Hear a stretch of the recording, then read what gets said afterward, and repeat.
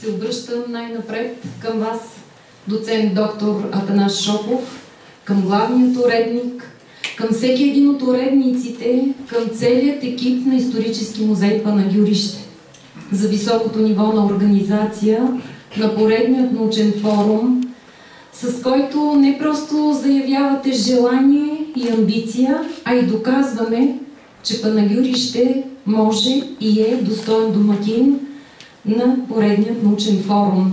Само за последните 10 години над 8 са събитията, които събират тук, в историческо Панагюрище, учени, доказани, млади учени, които в поредни 2 дни ще представят своите постижения, доказателства за живота на изключителната личност на панагюреца, на великият всеславен българин Марин Дринов. Обръщам се с благодарност и към Българска академия на науките, с които отново и за пореден път си сътрудничим, които поеха подадената ръка и заедно в съорганизаторство представяме днешната национална научна конференция. С огромна почит пред всички вас посрещаме с добре дошли и наследниците на славният и многолюден Дринов род, професор Игнатов и доктор Сафронов Дринов. Добре дошли отново в Панагюрище.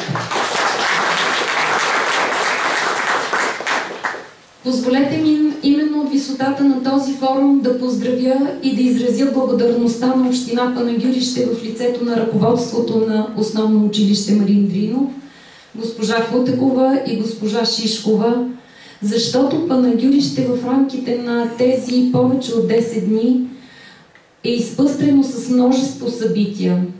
Част от тях вероятно остават заглушени от актуалността и на други теми в днешния ден, но дълбоко вярвам, че истинският смисъл, значение и ценността на дните днес са вплетени в тези наистина немалко на брой събития, в които за пореден път разказваме пред децата, пред жителите и гостите на Панагюрище за дълбоко смисленото значение на минало, настояще и бъдеще. Пожелавам успех на форума, благодаря на всички, които са уважили откриването, на всички, които ще уважат и ще чуят докладите.